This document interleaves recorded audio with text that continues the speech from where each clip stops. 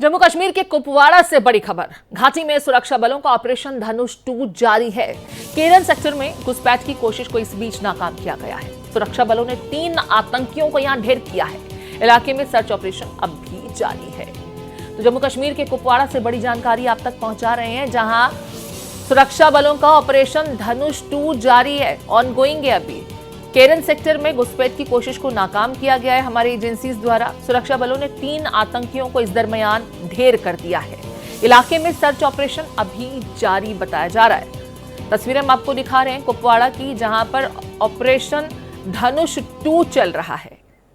यहां 3 आतंकियों को न्यूट्रलाइज किया गया है, उन्हें ढेर किया गया है। सेना का ऑपरेशन धनुष 2 घाटी में आतंक का सफाया करने के लिए चलाया जा रहा है। ऑपरेशन अभी ऑनगोइंग है। इस दरमियान 3 आतंकियों को केरन सेक्टर में घुसपैठ की कोशिश करते समय न्यूट्रलाइज किया गया है। सर्च ऑपरेशन अभी भी यहां जारी बताया जा रहा है।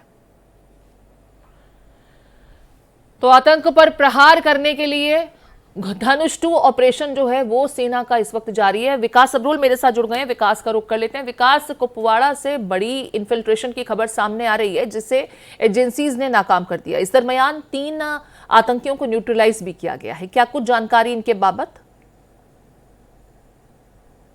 देखिए, कल शाम की बात है। ये कल शाम को केरन सेक्टर में कुपवाड़ा के वहां पर एक संदिग्ध हरकत देखी गई थी सीमा के पास। तो जब उसको सेना ने कहा, उनको कहा कि सरेंडर कर दीजिए, तो उन्होंने वहां से फायर शुरू कर दिया, जिससे वहां पे एनकाउंटर शुरू हो गया। उसमें 3 आतंकवादी जो है मार गिराए गए और ऐसा कयास लगाया जा रहा है कि और आतंकवादी भी हो सकते हैं। इसलिए वहां पर रुक रुक सर्च ऑपरेशन लगातार जारी है, क्योंकि सेना किसी तरह का जोखिम नहीं लेना चाहती। इसीलिए अब वहां पर सर्च ऑपरेशन चल रहे हैं। लेकिन जो आतंकवादी मारे गए हैं वो बताए जा रहे हैं सूत्रों के हवाले से कि सब के सब पाकिस्तानी हैं और उनके पास से भारी मात्रा में हथियार और गोला बारूद बरामद किया गया है। लग रहा है जैसे वो शायद कोई बड़ी आतंकी वारदात को अंजाम देने आए थे, जिसे समय रहते नाकाम कर दिया गया।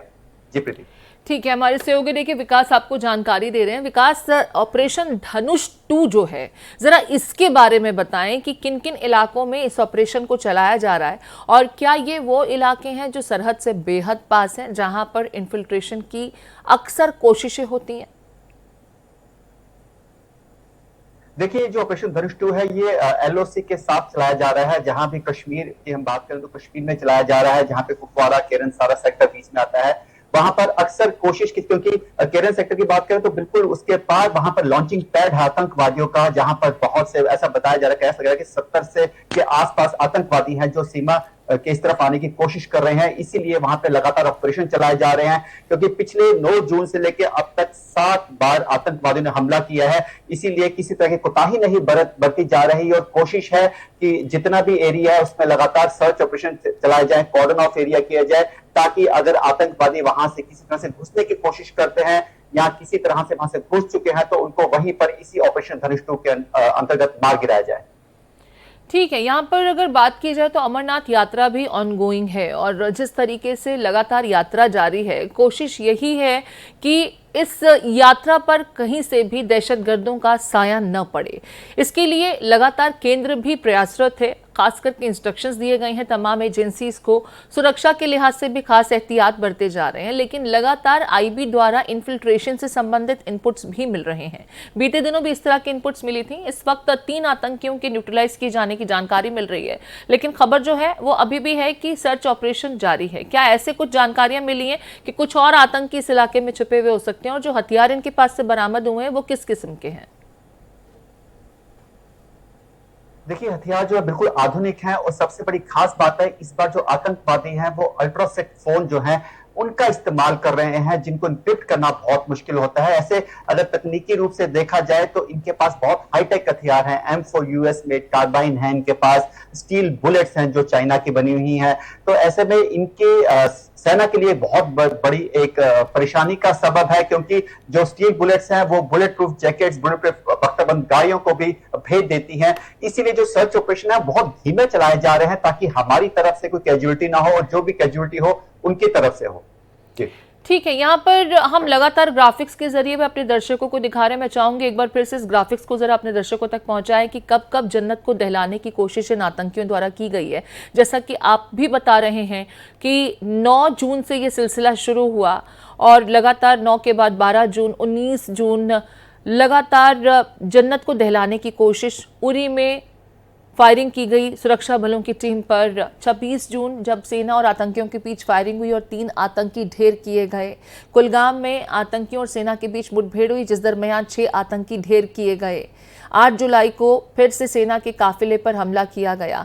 लगातार देखिए, आतंकियों को खात्मा करने के लिए हमारी एजेंसीज न सिर्फ कमर कस के तैनात हैं, डिप्लॉयड हैं, लेकिन विकास में समझना चाहूंगी कि सरहद पार से लगातार इन्फिल्ट्रेशन की कोशिशें हो रही हैं। जो आतंकी मारे गए हैं, क्या ये सभी पाक से थे या यहाँ के भी युवाओं को जब आतंक का पाठ पढ़ाया जाता है तो उसका इस्तेमाल दहशतगर्द के लिए, दहशत फैलाने के मकसद से किया जाता है? जो मारे गए आतंकी हैं उनको लेकर के कुछ खास इनपुट या जानकारी अब तक मिली है क्या?